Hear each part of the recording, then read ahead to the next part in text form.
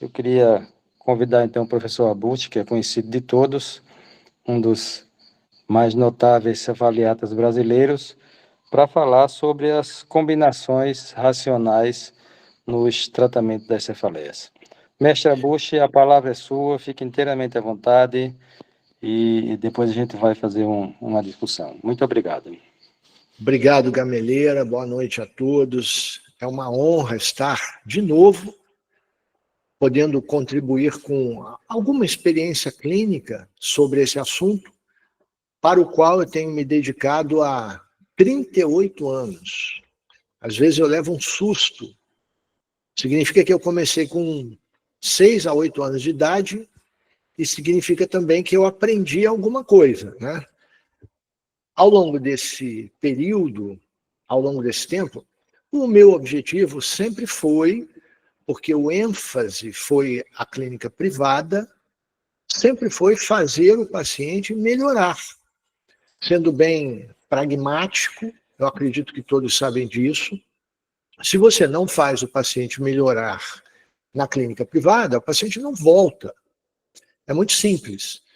Então, eu tinha que fazer, desenvolver, me arriscar, me aventurar a fazer algo diferente do que a maioria fazia. E, em termos de pioneirismo, no Rio de Janeiro, eu fui o primeiro a me dedicar somente à cefaleia. Ainda sou, talvez, um dos únicos no Brasil que faz só a cefaleia.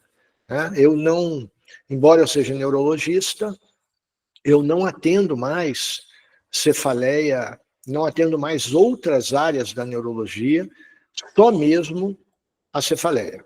Vocês estão vendo a tela cheia? Acredito que sim, né? Sim, está a Então, o tela meu cheia. objetivo é lhes dar um apanhado geral das combinações. Eu não vou enfatizar as combinações entre terapias anti-CGRP, porque isso, inclusive, combinações entre terapias anti-CGRP e agentes farmacológicos tradicionais, é assunto do próximo round em cefaleia, que será na terça-feira que vem à noite, de 7h30 às 8h30. Todos estão convidados.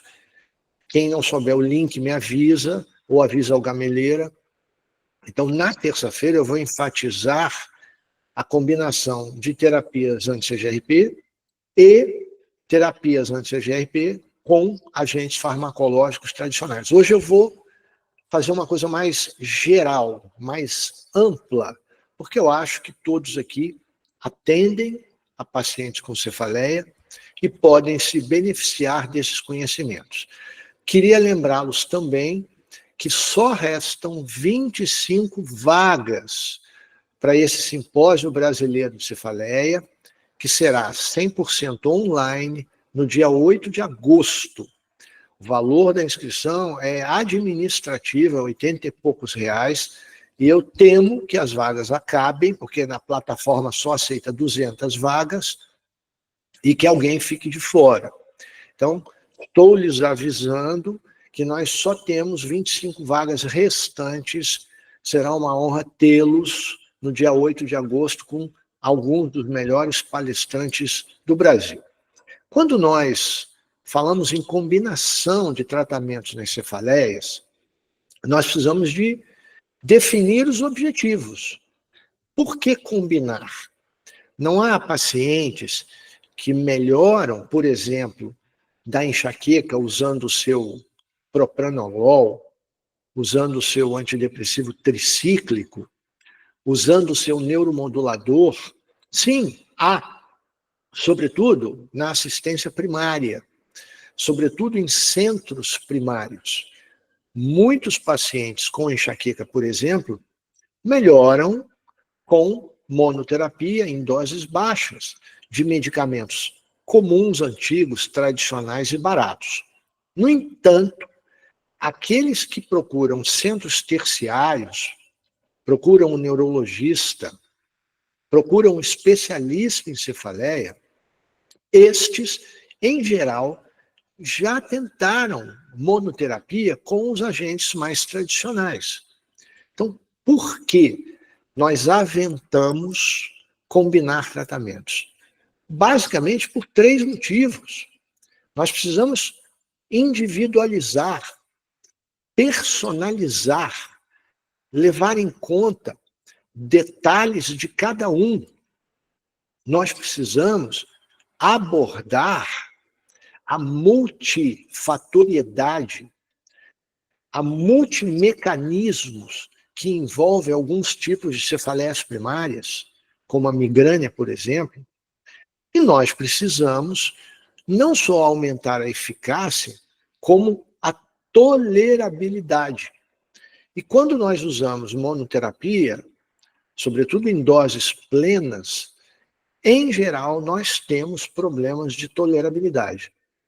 E eu queria lembrá-los de um estudo muito interessante que eu descobri numa aula do grande Fernando Kovacs.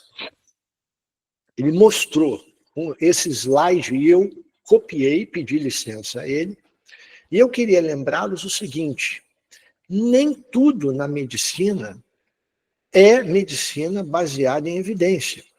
É estudo randomizado, placebo controlado. A prova está aqui. Nunca se fez um randomizado e placebo controlado comparando paraquedas com placebo num desafio gravitacional. Eu até convido aqueles que fazem puramente medicina baseada em evidência a participar de um estudo duplo cego assim. Alguns vão pular de placebo, outros vão pular com paraquedas.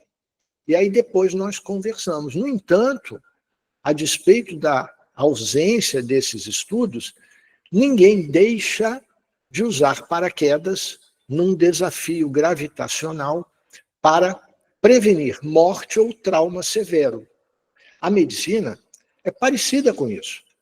Mas eu, quando comecei, há mais de 20 anos atrás, percebi que monoterapia, principalmente na prevenção e no tratamento das crises, não dava aos pacientes do meu centro terciário aquilo que eles queriam e que eu queria, que é uma eficácia importante com o tratamento. E ao longo do tempo, eu trouxe aqui essas várias referências, eu fui mostrando que se não havia evidência, eu produzia as evidências. E podem ter certeza, eu produzi essas evidências sem nunca receber um centavo de qualquer indústria farmacêutica. Foi pelo interesse científico e para mostrar que há papel importante da combinação racional de tratamentos nas cefaleias primárias. Me surpreendi, fiquei honrado com esse estudo do ano passado, encabeçado pelo meu amigo Richard Lipton, que mostra que a combinação racional não necessariamente é de 2 tratamentos preventivos, de 2 tratamentos de crises, pode ser entre as modalidades diferentes de tratamento. E ele muito me honrou, citando 2 das minhas referências de mais de 20 anos atrás. Esse estudo é recente, é do ano passado. Eu queria lembrá-los que quando nós queremos tratar um paciente com migrânia, nós não queremos acabar com a cefaleia. Nós não queremos curar a doença genética chamada migrânia. O que nós queremos fazer é reduzir o impacto da migrânia e fazer com que esses pacientes tenham uma melhor qualidade de vida. Ora, já vamos começar tendo problemas, porque se nós pensamos exatamente nesses medicamentos mais tradicionais, que são disponíveis gratuitamente no SUS ou em outros serviços, muitos desses medicamentos, embora possam ser eficientes, têm uma adesão muito baixa. Primeiro, porque a eficácia nem sempre é aquela que todos querem. Segundo, que a tolerabilidade é muito ruim. de forma que menos de 20% dos pacientes, após um ano, continuam usando. E essa é exatamente a paisagem, o retrato das limitações de uma monoterapia no tratamento das cefaleias, sobretudo da migrânia. A eficácia não é aquela que todos desejam. Os efeitos colaterais, sobretudo em doses mais plenas, são muito frequentes e atrapalham a adesão. Uma terapia não aborda mecanismos fisiopatológicos diferentes. E no caso específico da dor, das crises de cefaleia, pode haver uma melhora, mas a dor retorna antes de 24 horas. Então, mais uma vez, por que ter racional? Qual é o racional? Por que se aventar o uso de combinações? Porque a monoterapia tem eficácia limitada, porque a combinação racional, daí o racional, pode promover efeitos sinérgicos e porque há atuação concomitante, simultânea, em múltiplos mecanismos envolvidos. Vou dar alguns exemplos de evidência produzida por mim mesmo ao longo desses anos. Ninguém aventaria usar, por exemplo, 2 neuromoduladores ao mesmo tempo. Mas há fundamento. Observem, alguns neuromoduladores, como o topiramato, atuam em certos canais de cálcio, de voltagem, atuam como moduladores glutamatérgicos e como moduladores GABAérgicos, sendo agonistas do receptor GABA-A. Mas outros, como o divalproato, também atuam em canais de cálcio, só que diferentes, do tipo T, não ligados à voltagem. E atuam no sistema GABAérgico, mas não como agonistas GABA-A, e sim como bloqueadores da enzima que quebra o GABA na fenda sináptica. Então, por que não combinar os dois, principalmente para os pacientes que melhoraram com qualquer um deles isoladamente, mas que tiveram efeitos colaterais desagradáveis, incapacitantes? E foi isso que nós fizemos e mostramos há alguns anos atrás. Mas não é só isso. Imaginem combinar um desses neuromoduladores, como o topiramato, por exemplo, com antidepressivos tricíclicos, todos em baixa dose. Cada um atua em mecanismos diferentes que se complementam na ação sobre a fisiopatologia da migrânia. Mas será que isso funciona? Nós mostramos que sim. Observem, pacientes que usavam isoladamente topiramato e nortriptilina, quando adicionaram um ou outro comparado ao placebo, obtiveram de forma conspícua, clara, indiscutível, uma evolução muito melhor do que aqueles que usaram topiramato e placebo ou nortriptilina e placebo, corroborando aquilo que nós temos defendido há muitos anos. Se atuamos combinando racionalmente tratamentos de forma simultânea, podemos obter sinergismo de ação e um melhor resultado.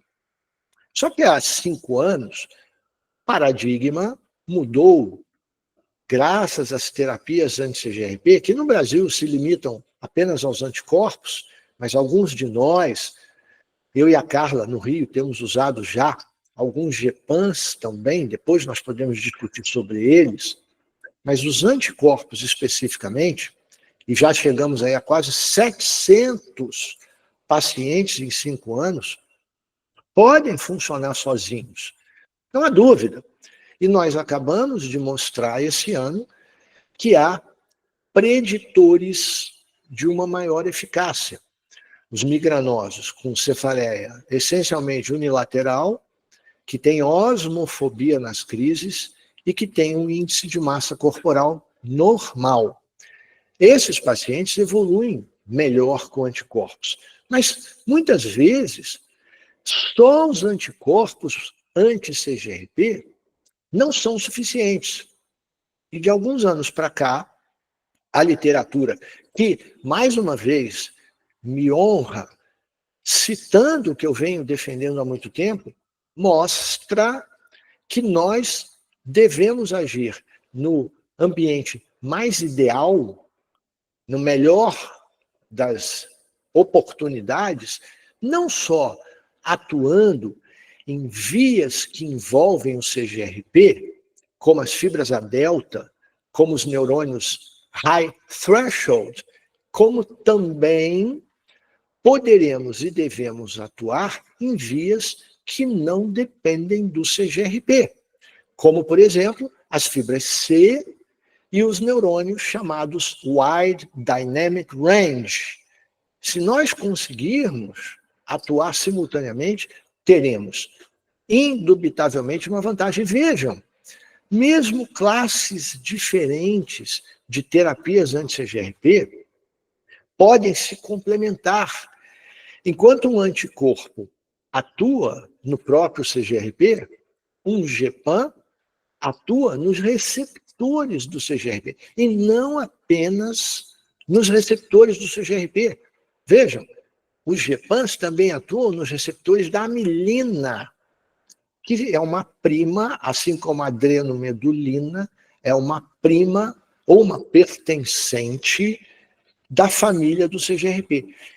Essa complementação racional de tratamentos é o que faz o especialista em cefaleia ter resultados melhores do que o colega que faz também neurologia geral. São as combinações racionais. E nós temos nos perguntado, eu já tenho algumas respostas, e alguns de vocês também, será que se nós combinarmos terapias anti-GRP diferentes, vamos ter melhores resultados? Infelizmente, isso não está disponível na literatura, porque, como vocês sabem, tirando aqui os brasileiros que fazem as coisas por interesse científico, lá fora, sobretudo no hemisfério norte, o que se faz é o que a indústria patrocina. E eu acredito que a indústria não esteja patrocinando esse tipo de estudos de combinação. O que nós temos, por enquanto, nos últimos anos, 2, 3, é mostrar que combinar o GPAM com um anticorpo monoclonal é muito bem tolerado e, teoricamente, pode ajudar o paciente. Nos últimos anos, tem saído também estudos que tentam dissuadir o uso de terapias tradicionais, como, por exemplo, esse estudo que compara topiramate e erenumab. A erenumab foi superior. Ou o que saiu semana passada, um estudo patrocinado pela AbbVie com o atogepam, que eu estou muito animado com o uso do atogepam, mostrando que ele também, como preventivo, é superior ao topiramato. Mas até agora, desculpa, eu estou com a garganta um pouco ruim, nós focamos na migrânia episódica. E a realidade do centro terciário, que é a migrânia crônica, e ainda com o uso excessivo de medicamentos. Os estudos também têm sido liberados. E há, claro, uma tendência baseada em patrocínio de insistir na combinação de terapias anti-CGRP com a toxina botulínica. Mas cuidado, tenha um senso crítico. Esse estudo, por exemplo, mostra que os pacientes que usavam toxina botulínica tinham uma resposta pífia, medíocre. Mas quando combinaram uma terapia anti-CGRP, tiveram uma melhora importante, diferente daqueles que usavam terapias anti-CGRP e adicionaram a toxina botulínica. Tiveram uma melhora um pouco maior, mas nada representativa ou comparada aos que adicionaram a terapia anti-CGRP e não a toxina botulínica. Nós também mostramos que em pacientes com migrânia crônica e uso excessivo de medicamentos, se nós fazemos o tratamento correto, que é a interrupção, algum agente farmacológico tradicional, e adicionamos um anticorpo monoclonal, a resposta do paciente é melhor do que só a interrupção e o uso de um tratamento tradicional. E isso independeu ou não dependeu do tipo de anticorpo que foi usado. Acredito que todos tenhamos a nossa preferência. Eu tenho a minha. Na minha opinião, o galcanezumab, na minha experiência, é muito superior aos outros. Mas esse estudo nosso também mostrou que todos os anticorpos disponíveis no Brasil, adicionados a um tratamento mais tradicional, conferiram resultados superiores a quem não usou. Mas será que isso funciona em longo prazo? Nós também mostramos, acabamos de mostrar, 142 pacientes que nós acompanhamos por 5 anos. Eu acho que isso só é possível em centros terciários privados, porque no público o paciente vai se perdendo, os dados vão se perdendo, a não ser que haja esforços dos colegas mais abnegados. Nesse estudo, nós mostramos que 40% dos pacientes que tiveram anticorpos monoclonais adicionados ao seu regime de tratamento apresentaram uma redução progressiva ao longo dos anos, mostrando que após 5 anos, 70% dos pacientes apresentavam uma redução da frequência de crises superior a 75%. É difícil de ver isso, mas basta procurarem, fazerem, que vão ver nos seus pacientes. Nós também percebemos que quando os anticorpos foram lançados, havia uma preocupação sobre a tolerabilidade. Será que eu posso usar em alguém que já toma um neuromodulador, um antidepressivo tricíclico, ou outra classe de fármacos na prevenção? Esse estudo mostrou que sim, a adição do fremanezumab a quem usava outros tratamentos tradicionais reduziu o número de dias de migrânia, o número de dias com dor moderada a severa e o número de dias com consumo de medicação sintomática. Esse estudo também é do ano passado. E os autores italianos, o italiano é muito parecido conosco. Ele vê muito paciente, ele põe a mão, ele não pensa só em dinheiro, porque lá é medicina socializada, é diferente, muitas vezes, do americano, de alguns brasileiros que nós conhecemos. O italiano, ele quer melhorar o paciente e ele é pragmático, e tem muitos pacientes. Então, eles sugerem combinar terapias anti-GRP com neuromoduladores, com antidepressivos e outras classes. Será que isso também é observado no tratamento da crise, da dor? Eu queria lembrá-los que, ao contrário do que se pensava há 20 anos, os triptanos não reduzem inflamação neurogênica ou dilatação vascular, não fazem vasoconstricção. Esse não é o objetivo. O objetivo é diminuir a liberação de mediadores químicos, como o próprio CGRP. E quando nós usamos algo para tratar a crise, de uma forma ou de outra, em maior ou menor grau, até mesmo os ergóticos, que ninguém mais usa, a ação é em receptores pré-juncionais de nervos sensoriais, impedindo a liberação de mediadores, ou pós-juncionais em vasos sanguíneos. Essa é a ação da maioria dos triptanos, dos ergóticos, mas não é a ação dos GEPANs, por exemplo, que bloqueiam receptores do CGRP. Por isso, aventar-se-ia combiná-los de uma forma racional. Lembrem, o que o paciente quer para tratar a sua crise é melhorar totalmente, rapidamente e de forma mantida. E eu lhes pergunto, qual a medicação que confere em mais de 90% dos pacientes melhora rápida, completa e mantida? Nenhum.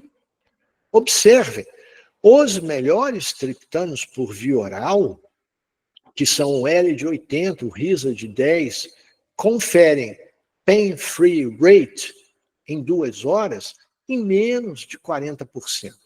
Então, nenhum dos tratamentos hoje disponíveis, nem mesmo os GPAs, podem conferir o que o paciente quer. E como nós vamos fazer isso? Combinação racional, a qual eu venho defendendo, mais uma vez, há 25 anos. Lembre-se, estudo meu do ano 2000, devia ser pós-adolescente nessa época. Esse estudo mostrou que combinar sumatriptano com naproxeno, que hoje virou o Sumax Pro, confere resultados muito melhores. Nós também mostramos que combinar risatriptano com anti-inflamatório confere resultados muito melhores e mantidos. E é por isso que acabou de ser aprovado nos Estados Unidos o risatriptano com meloxicam, e no Brasil espera-se que em breve tenhamos alguma combinação parecida com essa. Mas não se trata só de eficácia, triptano com anti-inflamatório. Nós também mostramos, há 20 anos atrás, que se eu combinar um risatriptano com um esvaziador gástrico, como a trimebutina, que modula o plexo mioentérico de Meissner e Auerbach, os receptores opioides, e não tem penetração central, eu obtenho resultados muito superiores. E o que é isso? É mais um exemplo de combinação racional de tratamento. Será que na crise forte eu também posso usar isso, nas mais intensas, no paciente que não melhora com remédios pela boca? Sim, nós apresentamos esse estudo combinando sumatriptano injetável subcutâneo com indometacina retal. Confere resultados e evoluções espetaculares para o paciente. Lembro que não existe mais indometacina retal no Brasil, mas os senhores podem mandar manipular supositórios de indometacina. E será que nós podemos combinar GPANs e triptanos, triptanos e ingepans? Há fundamento? Há racional? Sim. Mecanismos de ação sinérgicos, eficácia clínica aumentada, individualização, o chamado tailoring treatment para os pacientes individualmente. Isso pode, sem dúvida, funcionar melhor e, claramente, não há alterações de tolerabilidade, como mostra esse estudo de 1 ano atrás. Mas, infelizmente, nós melhoramos quando atuamos no CGRP, melhoramos quando atuamos no PACAP, como demonstra e demonstrou o MESU da China. O PACAP também é um mediador químico da migrânia que pode ser bloqueado. Mas nós ainda teremos aqueles pacientes migranosos com crises quando usam nitroglicerina, quando usam sildenafil, quando usam cilostazol, porque há os chamados downstream signaling pathways, que são as vias de sinalização descendente da migrânia. E agora, aventa-se a possibilidade que, se eu atuar em canais específicos de potássio no neurônio, nos vasos, eu conseguiria melhorar ainda mais essa eficácia. Mas não se trata só de combinar tratamentos com medicamentos, com terapias biológicas. Combinar topiramato com acupuntura é melhor do que topiramato puro ou acupuntura pura. Nas cefaleias do tipo tensional, combinar algumas técnicas de fisioterapia com o tratamento das crises, ou a farmacoterapia, é melhor do que só uma delas. E isso, de novo, é racionalidade de combinação. Eu lembro que ninguém ao certo sabe o que acontece no cérebro do paciente com cefaleia do tipo tensional, sobretudo crônica. Há vários circuitos e substâncias envolvidas que desesperam até hoje a compreensão desse tipo de paciente. E é por isso que nós vemos absurdos como esse. Num guidelines da European Federation of Neurology de 2010, quais são as primeiras linhas de tratamento para cefaleia do tipo tensional? Amitriptilina, mirtazapina, venlafaxina. 11 anos depois, nesse estudo, nessa revisão do grupo do MESU da China, o tratamento para dor do tipo tensional não mudou. Amitriptilina, mirtazapina, venlafaxina. É por isso que nós temos que ser pragmáticos, objetivos, criativos, sempre lembrando da evidência científica. Se ela não existir, que nós façamos existir a evidência científica, mesmo sem o dinheiro da indústria farmacêutica. A prova disso é esse estudo de 20 anos atrás, de um grupo italiano. Como disse, os italianos são pragmáticos, mostrando que a amitriptilina com tizanidina é melhor para a dor do tipo tensional crônica do que só a amitriptilina. Nas salvas também. Vejam, esse estudo que nós publicamos no finalzinho do ano passado mostrou que o galcanezumab, isso é indubitável, mesmo em doses diferentes de 300 miligramas, reduz a frequência e a intensidade da cefaleia em salvas. Mas se o paciente também usa verapamil, lítio, ou até ambos, essa redução ainda é maior. Então, como conclusões, meus caros, minhas caras, combinar racionalmente medicamentos, ou medicamentos e terapias biológicas, ou medicamentos e terapias não farmacológicas, é lastreado por muita evidência, mesmo que ela não esteja publicada sob os auspícios de quem habitualmente a patrocina. Embora esse financiamento seja limitado, eu acredito que essas combinações conseguem, sobretudo em centros terciários, ajudar mais os pacientes. Infelizmente, há aqueles que dizem que só a medicina baseada em evidência deve ser praticada. Provavelmente não tem o preparo para atuar num centro terciário. E sempre, sempre, o paciente é o maior beneficiado. Muito obrigado.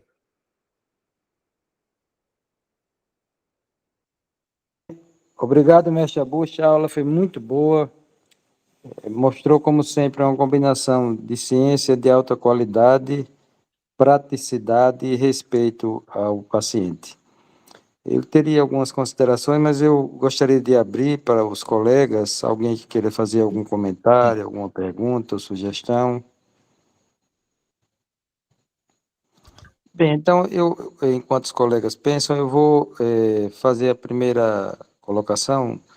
Eu queria perguntar, Bush, se você acha que na crise enxaquecosa ou migranosa, quando a gente for usar um triptano, se a conduta mais adequada é já iniciar com associação triptano e anti-inflamatório, ou se vale a pena iniciar o triptano e observar a resposta? Então, Gameleira, depende de onde você está atuando. Eu acho que se você está num centro terciário, você já deve começar com a combinação. Por quê? Triptano sozinho não funciona? Funciona. Todos nós sabemos. Funciona muito bem em alguns pacientes.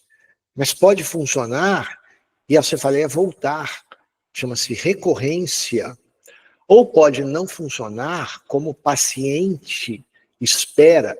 O paciente espera o quê? Alívio total, rápido e mantido. Se você olha o que os triptanos oferecem, entregam, conferem como resultado, é menos de 40% de pain-free rate em 2 horas. Então, se eu estou num centro terciário, é minha conduta já começar com a combinação. Se eu estou num centro primário, muitas vezes eu nem começo com triptano. Muitas vezes um anti-inflamatório ou até um analgésico simples oferece bons resultados. No ano passado, foi feita uma... Não, na verdade, desculpa, esse ano, um guidelines de avaliação de evidência científica e força de indicação de tudo que se usa em migrânia. Aquele grupo político que hoje toma conta da International Headache Society se juntou, alguns nem sabiam que estavam incluídos, não fizeram nada, mas estão lá com seu nome, e mostraram, por exemplo, que há evidência científica e força de indicação de 1 grama de paracetamol. Há evidência científica e força de indicação de 600 miligramas de ibuprofeno. Então, muitos pacientes evoluem bem, mas se você está num centro terciário, eu sugiro que já comece com a combinação. Obrigado, mestre. Alguém quer fazer alguma outra colocação? Eu vi aí o Borges apareceu agora. Grande Borges. O Borges é um dos caras mais ativos que eu conheço. Ele fica 24 horas pegando artigos, assistindo aulas, compartilhando, dando suas opiniões. Borges, parabéns. Você não dorme não, Borges? Agora está dormindo, também foi dormir agora. Eu acho que ele desligou. Ah, aí. Olha aí, Borges. Não, seu microfone está desligado. Tá sem som, Borges. Está desligado. Seu microfone. Bom, Desligou. tá aí. Boa noite. Boa noite, Borges. Mas eu tenho fascínio por estudar que você não imagina. Adoro leitura. Neurologia, para mim, é maravilhoso. Essa atividade é incrível. Por isso mas eu durmo muito pouco. Eu tenho hábito de dormir a média de 3, 4 horas por noite já há muitos anos. Não faz falta, não. Igual o Bill Gates. Quase 2 horas por noite. Mas não tem o dinheiro dele, né? Infelizmente. Lembrei de você, eu e a Carla estávamos conversando há pouco tempo, vimos a temperatura aí, estava 5 graus, uma coisa assim, né? Esses dias agora. Fez 1 grau assim. Que maravilha. 1 grau. Você não quer trocar, não? Vem aqui para o Rio, eu vou para aí. Gosta de frio? Estou trocando. Não gosto de frio, não. Deus me livre agora. Tem alguma pergunta escrita? Deixa eu ver aqui. Não, obrigado. Eu tenho uma outra consideração. Essa talvez seja até uma coisa meio primária, Bush. Mas eu queria saber, assim, num tratamento profilático bem sucedido de migrânia crônica, você estende, no mínimo, por quanto tempo esse tratamento profilático?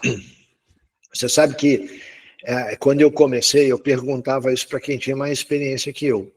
O tempo foi passando e eu fui adquirindo também muita experiência. E essa pergunta, até hoje, eu não aprendi a responder. O Rafael dizia que se você trata 3 anos, você acaba com a crise. Eu tenho pacientes, aliás, hoje, inclusive, eu atendi uma paciente minha, que está tratando comigo há 20 anos. 20 anos. E ela está muito bem, só vem uma vez por ano. Eu já tentei tirar a medicação que ela usa 3 ou 4 vezes, ela sempre piora. Então, o que os livros texto falam é 8 a 12 meses. Eu acho que o paciente que procura você com uma migrânia, com uma cefaleia muito frequente, eu acho que ele precisa de mais tempo. Eu não uso menos de 1 a 2 anos. Não uso. Mesmo que a pessoa melhore muito bem. E quando você fala tratamento bem sucedido, qual é o parâmetro? Eu tenho o meu parâmetro, que é a redução de 80% documentada com diários, em relação ao que foi referido na primeira consulta, ao longo de 3 meses seguidos. Esse eu acho um tratamento bem sucedido. Agora, a literatura fala superior a 50%. Ninguém te procura querendo melhorar 50%. Quer melhorar mais. Então, eu acho que um tratamento bem sucedido é redução documentada de 80% da frequência de crises. Essa é a minha opinião. Aí eu mantenho por pelo menos 1 a 2 anos.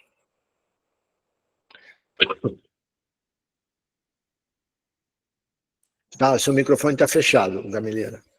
Ah, tá. Alguém tem mais alguma outra colocação ou algum questionamento? Carla, dá sua opinião. Parabéns, Abuche, a aula foi muito boa. Parabéns, Gameleira, seu curso cada vez mais se consolidando, né, como um método excelente de estudos para nós neurologistas. E com palestrantes meritórios, né? Meritórios. O Gameleira já se consolidou assim, no nosso meio com esse curso muito bom e que sempre traz assuntos da nossa prática diária.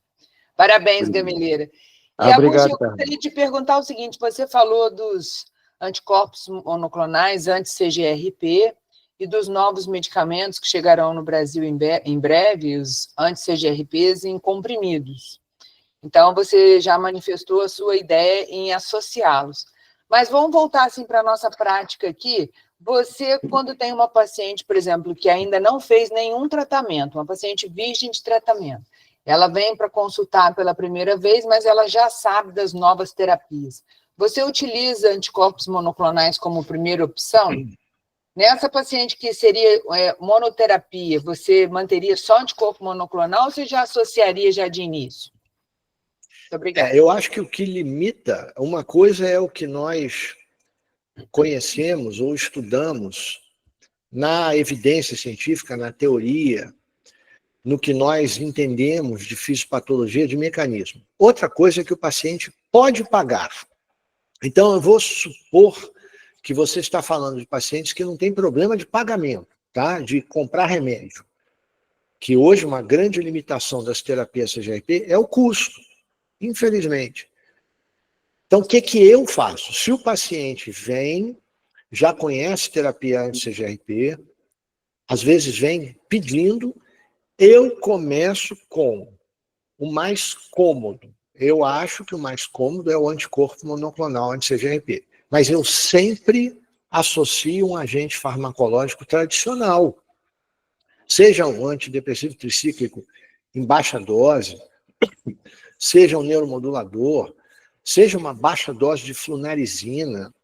Então, eu já faço uma combinação. Eu já não parto, nunca fiz isso, e acho que talvez nunca venha a fazer, partir direto para combinar um anticorpo monoclonal com o Gepam. Mesmo que o Gepam seja para crise. Eu ainda vou fazer isso quando estiverem disponíveis no Brasil por um custo menor, porque hoje em dia os meus pacientes precisam comprar, a maioria compra em Portugal, que parece ser o lugar mais acessível, mais barato. Os preços nos Estados Unidos são absurdos. Por exemplo, a Rimegepam, para um mês, tomando dia sim, dia não, é $3.500. Em Portugal, você consegue por 300 euros, mais ou menos. Então, muitos pacientes têm conseguido a Atogepam em Portugal e eu tenho até alguns que combinam, mas isso não é a minha primeira opção. Eu acho que ainda vai demorar nós chegarmos a esse ponto. No meio da American Academy agora, sabe, o europeu de neurologia, aliás, a doutora Patrícia, ela comentou, sabe, sobre o Atogepam, que é muito útil mesmo para profilaxia, o Gepam. A Patrícia, eu gosto muito da Patrícia, é uma mulher muito inteligente, fala bem, só que ela não vê paciente, né? A vida dela é fazer estudo clínico. Ela praticamente não vê, não tem experiência clínica. As aulas muito bonitas, assim, né? Hã? As aulas eram emocionantes, né? Não, Gosto emocional, né? eu conheci a Patrícia em 1999, em Barcelona. Ela estava começando. E é a mesma coisa, tá? As duas mulheres que cada dia estão mais as jovens, é a Carla e a Patrícia. Eu nunca vi isso. É impressionante. Cada dia mais jovens, né? E a Patrícia fala muito do GEPANS, gosta muito, mas ela não tem experiência clínica. E eu estou muito animado com os pacientes meus que usam a Torgepam. Muito. Tem algumas perguntas escritas, Abushi. Pode Deixa eu fazer. fazer uma consideração com o que o Borges falou. Ô, Borges, a gente já tem usado a Torgepam com o pessoal que traz de fora, né? Traz dos Estados Unidos ou traz de Portugal. E o que eu observo é o seguinte, o medicamento funciona muito, apesar de ser via oral. Mas tem bem mais constipação do que os medicamentos que a gente usa injetáveis. Sim. É efeito colateral marcante mesmo da Torgepam. Tem 3 pacientes. Constipação é barra pesada. Você lembra do Arenumab, né, Borges? Você deve ter tido pacientes com constipação, porque o Arenumab, ele causava constipação. Muito. Eu acho que a ação no receptor do CGRP é pior do que a ação no próprio CGRP. Não é? Então, cuidado com essas combinações.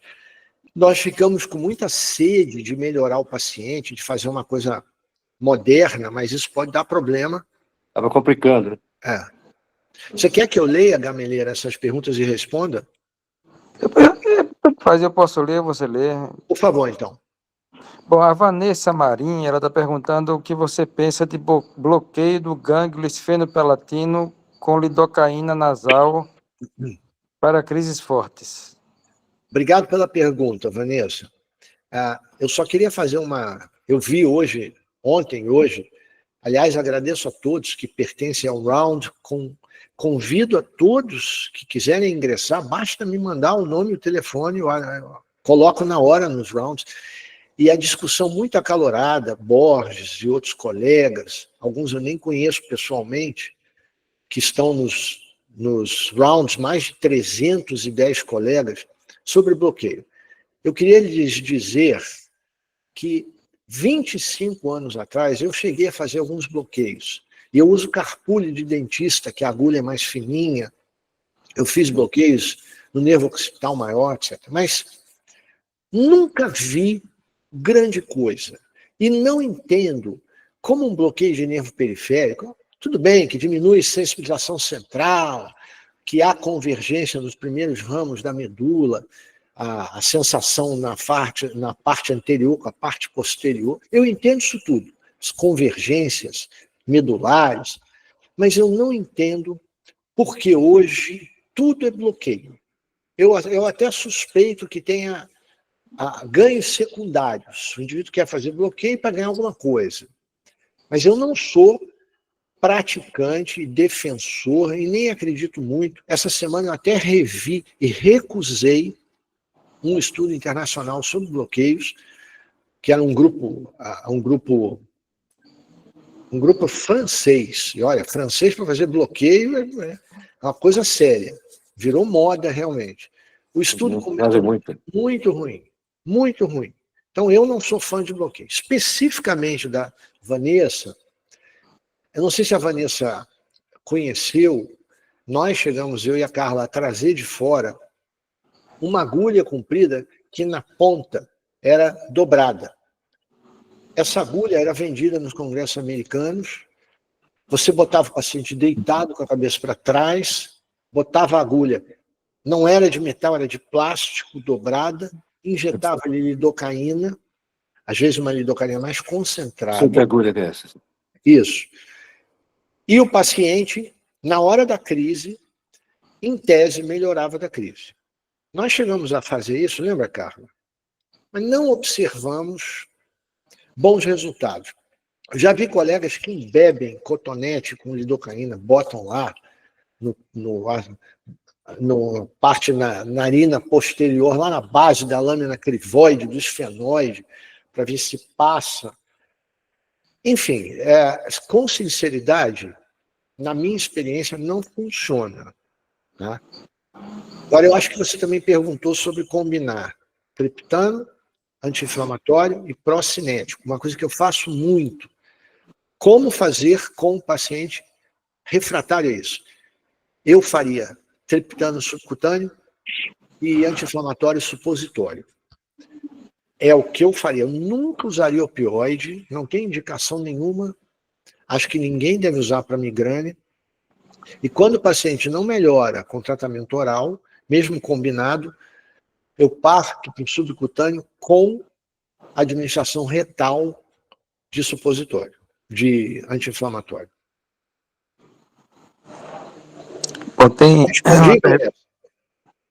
Respondi? Tem uma pergunta aqui da Bianca, que é um... Vanessa, quer falar? Não, na verdade, professor, o que eu quis perguntar com a história é... Eu sou de Vitória, aqui no Espírito Santo, vou me apresentar aqui. E aí, alguns colegas aqui têm feito... como o senhor é conhecido aí por ser inovador, por ser criativo, eu me atrevi a fazer essa pergunta aqui. Muito obrigado. Nós estamos aqui para isso mesmo. Então, os colegas têm feito...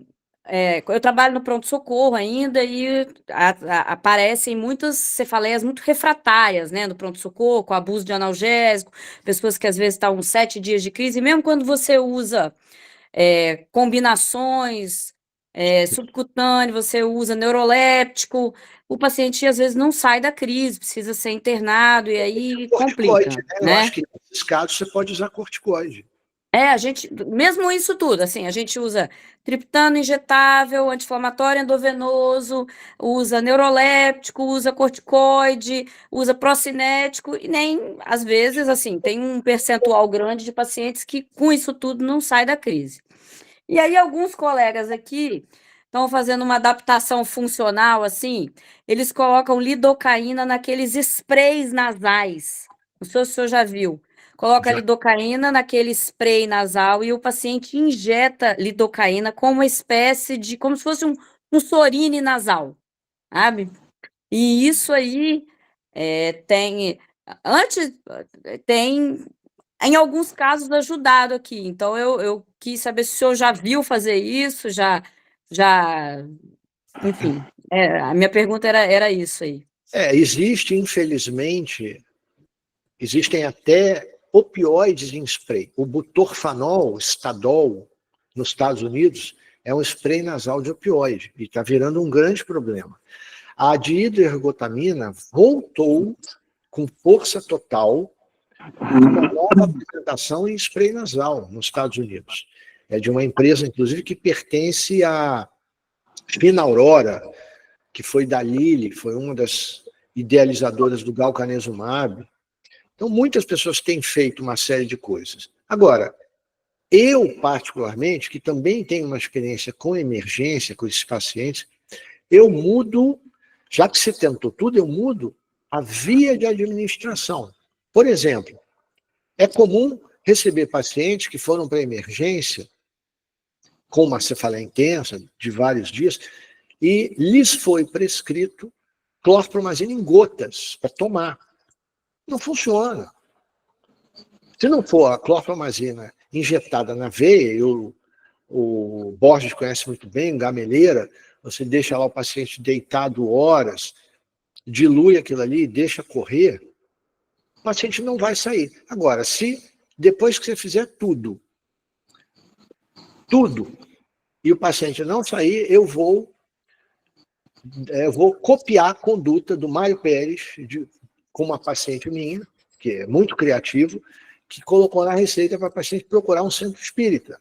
Então, se depois de tudo, com todas as vias de administração, a paciente não melhora com nada, vai lá no centro espírita, porque não é possível. O que a gente faz, às vezes, é internar esses doentes, né? Aí eles ficam fazendo essa mesma terapia por 3, 4 dias e aí sai do status, né? Eu acho que é via de administração. Vanessa, deixa eu dar uma palavrinha aqui com relação ao que você falou. Realmente, assim, a nossa consideração, né, da Academia Brasileira de Neurologia é realmente você fazer sumatriptano, repetir sumatriptano subcutâneo, acrescentar dexametasona e internar. Nós fazemos também, e é comum, a clorpromazina injetável, que é o que o Abus falou que funciona. A gente faz também. Faz, né? Agora, o cuidado com essa lidocaína nasal é para o efeito colateral. Pode ter convulsão, arritmia, parada cardíaca em caso grave. Pode ir tudo bem até um certo ponto, mas o dia que der complicação, a complicação é grave. É uma coisa arriscada. É o que aconteceu com o Estadol nos Estados Unidos. Receita, o paciente fica o tempo todo sem controle de dose. Isso. Aí que mora o perigo. Tem mais Obrigada. uma? Obrigado. Tem mais uma consideração da Bianca. A Bianca é uma estudante de medicina. Eu acho que você já respondeu, mas ela fez um comentário de que os antidepressivos tricíclicos têm muitos efeitos colaterais e se essas associações também ajudam a diminuir esses efeitos. Bianca, obrigado pela pergunta. Estudante tem que perguntar mesmo, não tem esse negócio de básico, não. Nós estamos aqui para aprender, eu também aprendo muito com vocês. Uma das razões pelas quais eu faço combinação racional há muitos anos é exatamente essa. Quem tolera, para a prevenção da migrânia, 75 miligramas de amitriptilina, 50 miligramas de amitriptilina? Isso de arritmia, né, também? Não toleram. Vocês sabem disso. Vocês todos são experientes. Ninguém tolera.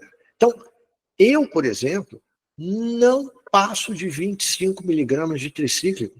Eu também. E a maioria dos meus pacientes não chega nem a 20 miligramas. Se eu combino, por exemplo, com uma manipulação, aliás, manipulação honesta, sem você ganhar dinheiro de farmácia, é muito mais barata do que comprar separadamente a medicação. Eu não chego nem a 20 miligramas de tricíclico. A tolerabilidade melhora e os efeitos na migrânia, não na depressão, se fazem presentes também. Então você tem razão. Bem, pessoal, alguém quer fazer mais alguma outra consideração ou intervenção? O que o senhor acha da TCC associada a essa medicação que o senhor falou? Qual? Desculpa, não entendi, Borges. A TCC, terapia cognitivo comportamental. Excelente, excelente. Você lembrou muito bem. TCC, sobretudo mindfulness, é uma das únicas terapias psicológicas que comprovadamente funcionam na cefaleia. E quando associada aos tratamentos farmacológicos, melhora muito, muito. Você lembrou muito bem, obrigado. Bem, alguém quer mais alguma consideração? Bem, então eu queria agradecer mais uma vez ao mestre Abus pela aula tão prática, com base científica, quer dizer, misturou o popular e o erudito de uma maneira muito interessante e necessária de um assunto que é o assunto do nosso dia a dia. Só temos a agradecer a Abus pela sua colaboração com o nosso grupo. Certamente nós o convocaremos para novas contribuições e estamos muito orgulhosos e felizes com a sua aula nessa noite. Muito obrigado, Gameleira. Para mim foi uma grande honra estar aqui com vocês. É um grupo de elite do Nordeste, do Brasil todo, na neurologia. E eu fico muito honrado de ter participado aqui, colaborado de alguma forma. Boa noite a todos, obrigado. Lhes vejo terça que vem no Round em Cefaleia. Sou eu, por acaso, que vou apresentar também uma aula parecida com essa. Um abraço a todos. Um abraço, pessoal. Boa noite. Noite. Obrigado. Boa noite. Obrigado, Antônio. Um abraço. Tchau, Gameleira. Um abraço também.